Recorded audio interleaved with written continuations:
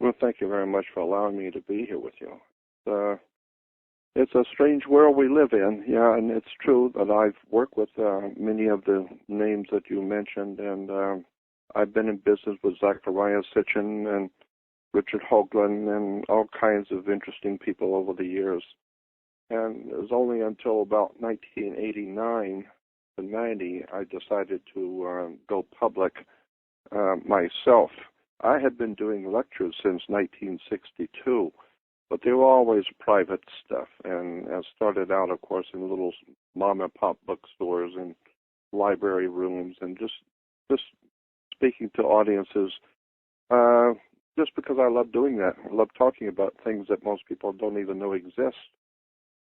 And so I have been able to be in the company of extraordinary people for many, many years and learn a lot from everyone, and I'm still learning today. That's why I always like to say that I'm not the world's foremost authority on anything. I'm just an ordinary man pursuing extraordinary knowledge. But I'll tell you what, there's a lot of things out there in the world that people just do not know. That's been out there for a long time. You could find it yourself, but it's so well hidden, and you have to be in the right company at the right time to hear about things which most people are never going to be privy to know about. And I've been fortunate to be in that company, and so that's why I love doing what I do, as difficult as it has been on me. But it's a give and take in the universe. You get what you pay for, and so I've always felt that sacrifice is the measure of credibility. Well, if you want this kind of knowledge that I deal with, it's going to cost you. It's going to cost you a lot. It's cost me my marriage. It's cost me my family. It's cost me some really tragic things in my life because of what I do, along with being threatened and that kind of stuff comes with it. But on the other hand, the kind of knowledge which I've been given and being able to be in the company of to learn is so extraordinary and so profound that I understand why why it costs so much to learn these things. So I'm always happy to be on a radio show that I can share a little bit of what I've been doing. Absolutely. We get attacked very frequently. As a matter of fact, we were just assaulted by a fundamentalist Christian, verbally assaulted. We were called Satanists because our show delves in the occult. And when we explained to her, well, occult means hidden, she turned around and said, well, it's hidden Satanism. How would you describe the occult? Occult is a Latin word which is used in the medical industry. Doctors know the word well. Ask any doctor, what does the word occult mean in the medical profession? And they will tell you that there are certain organs in the body which are referred to in their terms as occult organs, because you have to go in when you're cutting, you have to remove something to get to something which is hidden. And so they're referred to as occult organs. And so occult simply means something which is hidden. Well, anyone who's got more than 500 brain cells all going in the same direction should know that the power elites of this world, as far back as 6,000 to 10,000 years, have always felt that important knowledge is on a need-to-know basis, and you don't need to know. Like George Carlin says, it's a big club and you ain't in it.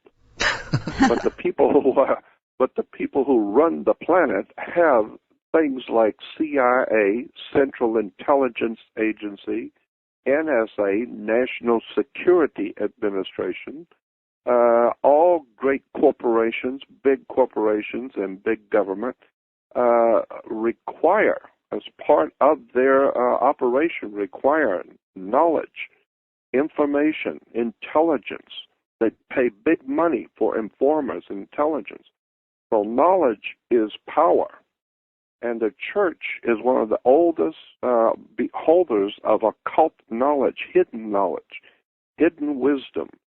And it was always placed in the hands of the priests, because even during the Middle Ages, during the early Middle Ages, as far back as the 4th and 5th century, the people, generally speaking, couldn't read or write. It was only the priests in the churches who were taught how to read and write, and so they developed what we today refer to as languages, because they were communicating among themselves and writing it down. And so today we are now finally evolved enough that we can actually start educating the normal person in the street to read. But and so unhappily, all they read is the sports page. But at least during the Middle Ages and in the medieval times, and even before that, the people could not read or write. All they could do is go out and work the land for their masters who owned them and the land they were living on. And it was only until the coming of the Renaissance that we, in about the 1500s, when we began to get the idea that maybe it would be better if the whole world could read and communicate with each other. So that's where the printing press comes in, and schools now are, everywhere. So I've watched the evolution of the human race over the centuries in history, and I'm afraid that we are digressing now. We started off with a good idea in the U.S. of A. With educating people, but today, of course, like the Christians say, we did not evolve from chimps and monkeys. I agree. The real case is we're evolving into chimps and monkeys because nobody seems to read or care anymore. It seems like we're devolving. Say it again? It seems like we're devolving. We evolved, now we're devolving. Yeah, that's what I said. We are evolving into chimps. We're evolving into monkeys, not from them. And so, when you start breaking down the words and terms that are used in theology and religion, oh, man, what a story that is. I mean, when people talk about the devil, the word devil is simply a D, the letter D in front of the word evil. You write evil and then put a D in front because devil. God, our word God can be traced back to, in the dictionaries, God in Latin is Dios, Dios. And Dios goes directly back in Latin to the god Zeus. So Zeus in Latin is Dios, and Dios in English is God. So when Christians are talking about God, they're talking about Zeus. And so, the very word God also comes from the root word that gives us our word good. So you take an O out of good, it becomes God. Obviously, God is good. And devil is a D in front of evil. It's just word play. And unfortunately, a little bit of information is very dangerous. So we've taught people to learn to read, but they only read a little bit. They're not too interested in real, legitimate study, like an academician. They are just read a little something, hear a little something, and before you know it, they pass it on to their children pass it on to their children, and today we have a world filled with ignorant, ill-informed, unread, dim-witted people who think that they have the whole truth and nothing but the truth, in point of fact, have no truth whatsoever. And when you really get into theology, and that's my subject, I talk a lot about the political systems, and I'm trying to get away from that because I've been talking about that for 48 years. But when you get into theology and religion, that is where the real story is. That's where the real stuff is. Because our words and terms that we use today in everyday life come directly out of the church. I mean, you've got to remember that Rome has dominated Europe for at least 2,700 years with the coming of the Caesars of Rome and the ancient Roman Empire. And then in the 5th century, when it began to crumble, and in its place, the Vatican came up. The people who were financing the Roman Empire began to pull the money out of Rome because they saw it was going under, and began a new operation called the Vatican. And and so that whole Roman system is still with us today, all over the world. Rome still controls Europe, and Europe still dominates the world. the planet. And so we've got 2,700 years of the church keeping secrets. That's why they have enclaves and secret meetings and secret societies. It's in motion pictures. It's in television shows. Everybody knows that. I mean, we're not privy to know what goes on, but, like in the movie Godfather 3, it shows the mafia, the Cosa Nostra from Sicily, sitting in the Vatican, doing business with the Holy Father. Mm-hmm. Well, we know all of that stuff happens, but you're not privy to sit in the Vatican and hear, like a fly on the wall, what's really going on, and where the money's coming from and where it's going, and what the Vatican really is, and who the Holy Father really is, and what the real political situation on the earth really is. You're not privy to know that. Now they have a library underground, don't they? That's like 35 miles long. Yeah, and it's got carpets and lighting, and it's beautiful, and some of it is extraordinarily high tech now too. But I've seen pictures of the underground libraries. Beautiful carpets. The walls are, of course, the old chiseled out walls in the catacombs, but they're cleaned up. They've got lights now. They've got beautiful carpets everywhere. And you can walk for miles and miles and see all the documents and materials. Nothing but shelves. Yeah. And as a matter of fact, I think in that movie, Angels and Demons, or was it Da Vinci Code, one of the two, took you inside the Vatican Library. Well, I know there are libraries like that. And those things you'll never be privy to know what's in those libraries. So, in a manner of speaking, they're hidden from you. They're not hidden from officials, but from you. So, in a manner of speaking, we could say those documents in the Vatican Library are occult because they're hidden to you. So there's nothing wrong with the word occult. It simply means hidden. And, everybody pretty well knows today that the really important knowledge that we need to stay alive has been hidden from us.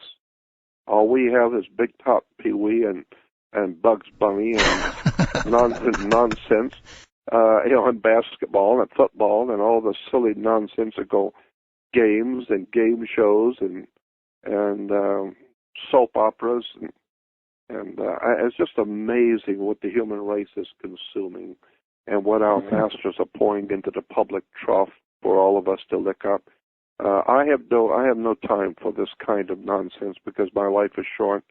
I want to know who's running this planet, what God really is, where did we come from as humans, how does government and banks and courts and how does the world really, in fact, work? That's what I've spent my life pursuing. And I can tell you that nothing on this earth works the way you think it does. And I need to repeat that. Nothing in this world works the way you think it does. Churches don't do what you think they do. Police department isn't here to do what you think it does. The courts are not here to do what you think they do. So you need to wake up and find out the whole world is different than what you think it is. And you only find that out when you go into a federal court and they tell you to sit down and shut up because now you're in trouble and you don't know how. You don't know what something to do with income taxes, but you don't even know what an income tax is. Mm-hmm. And you don't even know how governments work. You have no idea in the world how a court works. Courts work just like you play tennis on a court. You play basketball on a court. You need to understand a court is a game.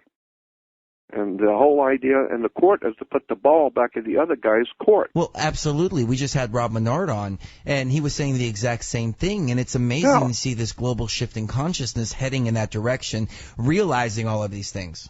Yeah, I mean, finally people are starting to wake up and see that all we're talking about when you talk about big religions and big government and major powers in the world, what you're talking about ultimately at the end of the day is basically the Crips and the Bloods. We're talking about gangs, very successful, old, highly attuned, well-financed gangs that have grown up. And there were a bunch of little guys running around shooting people. And then it got to be bigger and bigger, and one day it was called mafia. Now it's organized. And then from mafia takes the big money that they're raking in from their prostitution and all the other nefarious enterprises and putting it into Sears, General Motors, and they are buying into heavy-duty shares of corporations. So that Michael Corleone in the Godfather 1 was telling his girlfriend, Kate, one day, 5 years, the family is going to be completely legit.